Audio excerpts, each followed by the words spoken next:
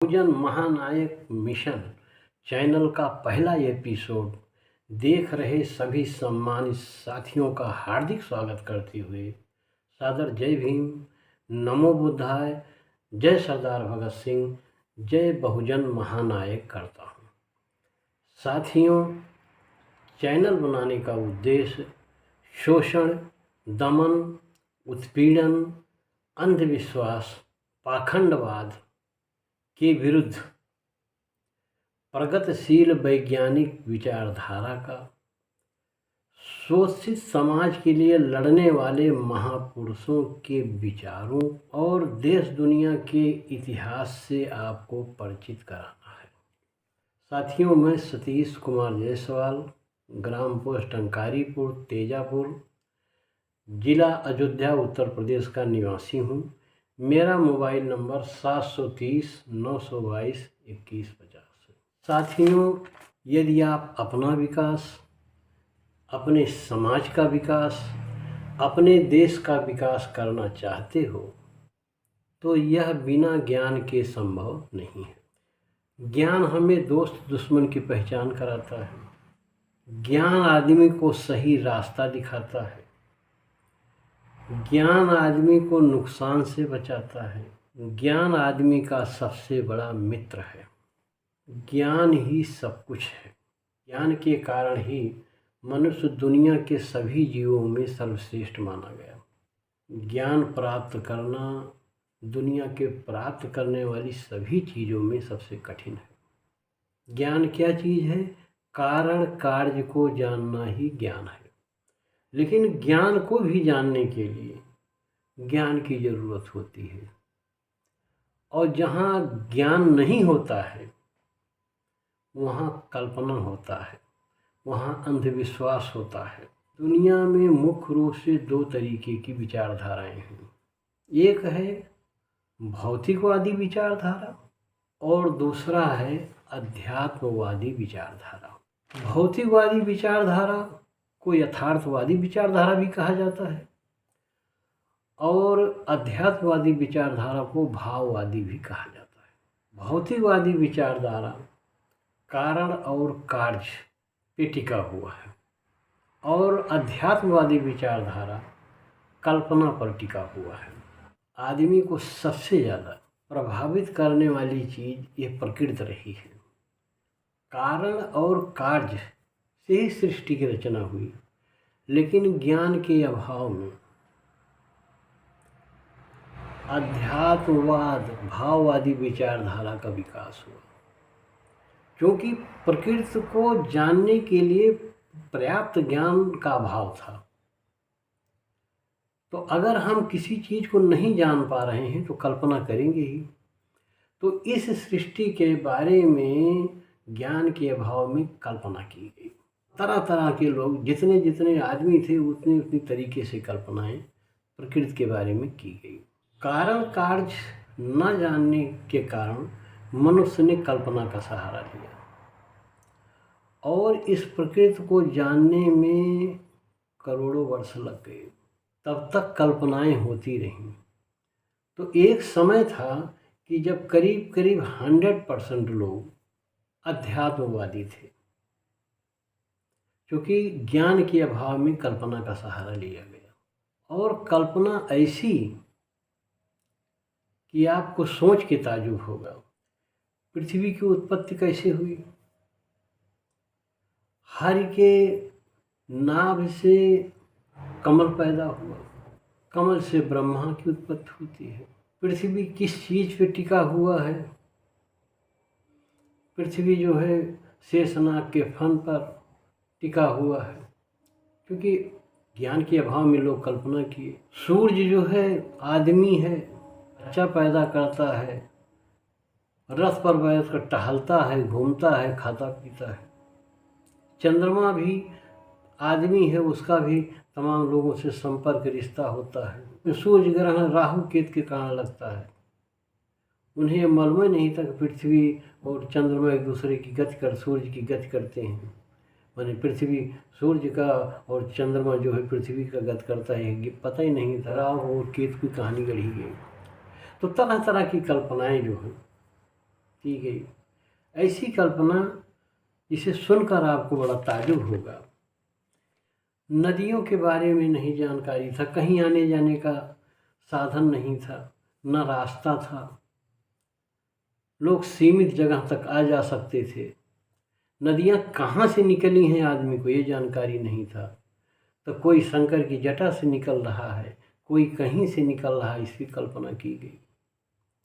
तो साथियों, ज्ञान के अभाव में जितने लोग उतनी बातें, उतनी तरीके से कल्पना की गई।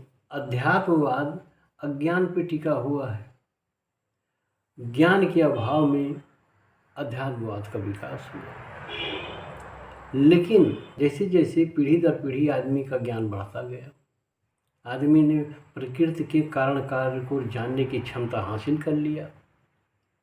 धीरे धीरे अंधविश्वास पाखंड की बातें गलत सिद्ध होने लगी और भौतिकवादी दर्शन का विकास हुआ। सब लोग जानते हैं कि पृथ्वी सूरज का एक टुकड़ा है। पृथ्वी भी आग का एक गोला था। धीरे धीरे ठंडा हुआ। इसके वातावरण में कुछ ऐसी गैसें थीं जिन गैसों के मिलने से लाखों वर्ष तक बारिश होता रहा। पानी जहाँ इकट्ठा हुआ वहाँ पे समुद्र का निर्माण हो गया। पानी में तमाम पदार्थों के मिलने से एक कोशिकीय जीव का निर्माण हुआ। सबसे पहले जीव समुद्र में पैदा हुआ। पृथ्वी पर सबसे पुराना जीवित जानवर स्टेनोफेरा था। पृथ्वी पर सबसे पहले जीव अफ्रीका में विकसित हुआ। अफ्रीका में विकसित हुआ होमो इरेक्टर सबसे पहला आदि मानव था। ये मानव 2 लाख साल पहले अफ्रीका में पैदा हुआ। जो हमारी जात होमो सेपियंस है, विश्व के अब सभी भागों में फैल चुकी है। इसकी उत्पत्ति भी दक्षिणी अफ्रीका में हुई थी। जैसे जैसे ज्ञान बढ़ता गया वैसे वैसे प्रकृति को जानने की क्षमता बढ़ती गई, क्योंकि ज्ञान के लिए, ज्ञान प्राप्त करने के लिए भी ज्ञान की जरूरत थी। तो ज्ञान के अभाव में अध्यात्मवाद का विकास हुआ। लेकिन जैसे जैसे ज्ञान बढ़ता गया भौतिकवाद का विकास बढ़ता गया और प्रकृति के सारे रहस्यों से पर्दा उठता चला गया। अब हमारे पास प्रकृति के बारे में जितना ज्ञान है, 300 से 400 वर्षों के अंदर हमारे संपूर्ण ज्ञान का 90% भाग इन्हीं 400 वर्षों में हमको मिला। इसके पहले करोड़ों वर्ष तक सिर्फ 10% का ज्ञान हमारे पास धीरे धीरे संचित हुआ था।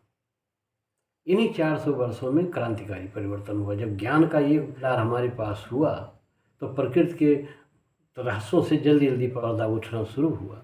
और यहाँ तक कि भाई तमाम ग्रहों पर हम अपना यान भेज रहे हैं, प्रकृति के रहस्य से पर्दा हटना शुरू हुआ।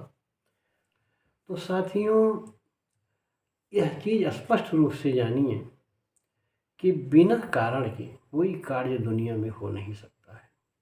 कारण कार्य को जानना ही ज्ञान है।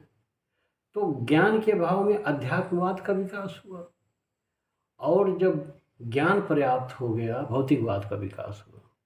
जितने भी महामारियां हुई, हैजा, तावन, चेचक, फ्लाइक, जो कुछ हुआ, सबका निराकरण भौतिकवादियों ने किया। किसी अध्यात्मवादी साधु संत ने कभी किसी रोग का निदान नहीं किया। जितने भी बैक्टीरिया जो है, विषाणु, जीवाणु, वायरस से जो कुछ भी जितनी बीमारियां हुई, सबका निदान जो है भौतिकवादियों ने ही किया।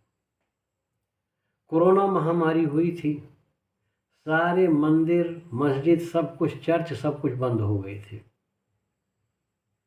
लेकिन किसी ने यह नहीं घोषणा किया कि नहीं, आप मंदिर में आएंगे तो कोरोना कुछ नहीं कर पाएगा। सब जानते हैं भजन गाना गाने से बीमारी हमको छोड़ने वाली नहीं है। बीमारी का कारण है और दवा से ही उसका निवारण है। आपका पैर टूट गया, कोई बीमारी हो गई, तो वह जो है डॉक्टर ही आपको सही कहेगा। शरीर के बारे में जानकारी डॉक्टर को है।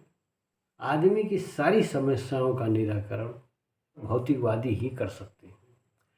अध्यात्मवाद सिर्फ कल्पना करता है। कोरोना हुआ तो कोरोना माई का प्रचलन चल चुका था। ये तो जो है मोबाइल और शोषित वर्ग का भी मीडिया काफ़ी है, इसलिए बहुत ज़्यादा बढ़ नहीं पाया। जहाँ कहीं भी कोरोना माई का पूजा पाठ शुरू हुआ वो वायरल हो गया, चारों तरफ उसका विरोध होने लगा। तो अध्यात्मवाद सिर्फ कल्पना पे चलता है, लेकिन भौतिकवाद प्रमाण पे टिका हुआ है। तो साथियों, जैसे ये क्लियर रूप से स्पष्ट हुआ, दो तरीके की विचारधाराएं हैं, एक भौतिकवाद, एक अध्यात्मवाद। लेकिन ज्ञान के अभाव में अध्यात्मवाद का विकास हुआ। जैसे पानी बरस रहा है तो आदमी कारण तो जान नहीं रहा है, तो ये कल्पना किया गया कि इसको कोई बरसाने वाला होगा, क्योंकि पृथ्वी पर कोई कार्य, कोई हर काम कोई न कोई करता है। तो वैसे ये हुआ कि अगर पानी बरस रहा है तो कोई बरसाने वाला होगा। तो पहले देववाद विकसित हुआ, माने पानी को बरसाने वाला कोई होगा। तो हिंदू में इंद्र का विचार किया गया, अन्य धर्मों में अलग अलग देवता का विचार किया गया होगा। भाई इस्लाम में तो इंद्र को मानेंगे नहीं, ईसाई में तो इंद्र को मानेंगे नहीं, तो उसमें अलग ढंग से कल्पना किया गया। आग जली, आग की ताकत को देखिए, आग का जब खोज हुआ, या बिजली गिरी, कहीं आग लग गया, तो उसको भी अग्निदेव का प्रकोप कल्पना किया गया। अन्य धर्मों में भी अपने अपने हिसाब से किया गया होगा। तो जो जो आदमी ने देखा, नदियों का विशाल रूप देखा, ये नहीं पता था ये कहाँ से निकलता है, क्योंकि आने जाने का साधन नहीं था। आदमी के आने जाने का जो है बहुत सीमित दायरा था, साधन संसाधन के अभाव में। हिंदू धर्म में कहीं किसी की चोटी से निकल रहा है, कहीं किसी के पैर से निकल रहा है, तरह तरह की कल्पना हिंदू धर्म की गई। अन्य धर्मों में अपने अपने हिसाब से कल्पना किया गया होगा। भाई आदमी कोई चीज़ है नहीं जान रहा तो कुछ न कुछ विचार करेगा ही।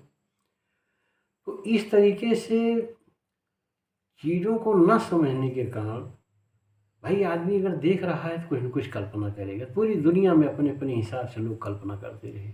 तो पहले देववाद का विकास हुआ, लेकिन जैसे जैसे समाज का विकास होने लगा कि राजा होते हैं तो मंत्री होता है, कर्मचारी होते हैं, तो वैसे ये काल्पनिक जो है देवताओं का हेड ईश्वर को घोषित किया गया कि नहीं, कोई ईश्वर होगा, उसके अंडर में सारे देवता काम करते होंगे। तो जैसे जैसे आदमी के सिस्टम का विकास होता गया, आदमी आदिमानव था, कबीलाई सभ्यता से आगे बढ़ा, फिर रजवाड़ों का युग आया, धीरे धीरे समाज भी विकसित होता गया। जैसे समाज विकसित होता गया, वैसे काल्पनिक ईश्वर का भी व्यवस्था विकसित होता चला गया। सबका अलग अलग वो हो गया कि एक बनाता है, एक विकास करता है, एक बिगाड़ देता है। तो जैसे से आदमी की व्यवस्था का विकास होता गया, वैसे अध्यात्मवादियों के काल्पनिक ईश्वर की व्यवस्था में भी वो डेवलप करते चले गए। अज्ञान जो है दुखों का कारण है। हम गलत रास्ते पर चल रहे हैं तो मंजिल पे नहीं पहुंच सकते। ज्ञान हमें सही रास्ता दिखाता है। तो वास्तव में कारण कार्य को जान कर ही, क्योंकि दुख है, दुख का कारण है, दुख का निवारण है, तो कारण कार्य को जान करके ही हम अपने समस्याओं, अपने दुखों का निराकरण कर सकते हैं। पहला एपिसोड बनाने का उद्देश्य ये था कि हम लोग एक जगह इकट्ठा नहीं हो पा रहे हैं, तो आखिर बिना संगत के, बिना डिस्कशन के, बिना वार्ता के ज्ञान प्राप्त भी नहीं किया जा सकता है। ज्ञान प्राप्त करने के दो स्रोत हैं, या तो आप अध्ययन कीजिए, या तो लोगों की संगत में जाके जो है किसी से सुन के कोई चीज़ ले लीजिए। तो अगर हम मिल नहीं पा रहे हैं, अध्ययन भी नहीं कर पा रहे हैं, तो इस जो है इंटरनेट के माध्यम से हम लोग एक दूसरे से जुड़ सकते हैं। हमने विचार बनाया कि हम जहाँ पहुँचने के लिए सोच नहीं सकते हैं, इंटरनेट के माध्यम से वहाँ हम पहुँच सकते हैं। वहाँ अपने साथियों से अपने ज्ञान का आदान प्रदान कर सकते हैं, क्योंकि ज्ञान ही से ही हमारा भविष्य बन सकता है। ज्ञान एक अलग चीज़ है, कर्म एक अलग चीज़ है। ज्ञानी होना अपने में एक अलग लाभ है। भाई ज्ञान है, हम नहीं उस पर चल रहे हैं तो लाभ तो नहीं मिलेगा। लेकिन कम से कम अगर कोई चल रहा है तो उसको आगे बढ़ा सकते हैं। हम इलाहाबाद तैयारी करने गए, सफल नहीं हुए, हम जान गए कारण क्या है, तो यह कारण अपने बच्चों में दूर करेंगे, उनको आगे बढ़ाएंगे। तो ज्ञान को जानने का एक लाभ तो है कि कम से कम हम ये जान रहे हैं कि सही क्या है गलत क्या है, और हम नहीं कर पाए तो अपने बच्चों को करने के लिए ये प्रेरित करेंगे। तो ज्ञान ही जब सब कुछ है तो इंटरनेट आप भराते हैं, रील्स देखते हैं, कॉमेडी देखते हैं, चलो ठीक है कोई बात नहीं, लेकिन उससे आपका विकास नहीं होना है। विकास आपका ज्ञान से ही होना है और विनाश आपका अज्ञान से होना है। तो अपनी अज्ञानता को दूर करने के लिए ज्ञान को अर्जित करना जरूरी है, विकास करने के लिए ज्ञान को अर्जित करना जरूरी है। इसलिए इंटरनेट पे ज़्यादा से ज़्यादा आप लोग ज्ञान अर्जित करने का प्रयास कीजिए। मैं आपके मार्गदर्शन सुझाव का स्वागत करूंगा और जैसा होगा आप लोग अपना कमेंट ज़रूर करिएगा। इन्हीं शब्दों के साथ मैं अपने पहले एपिसोड से विदा लेता हूँ। फिर दूसरे एपिसोड में आपसे मुलाकात होगी। जय भीम, नमो बुद्धाय, जय सरदार भगत सिंह, जय बहुजन महानायक करते हुए आपसे विदा लेता हूँ।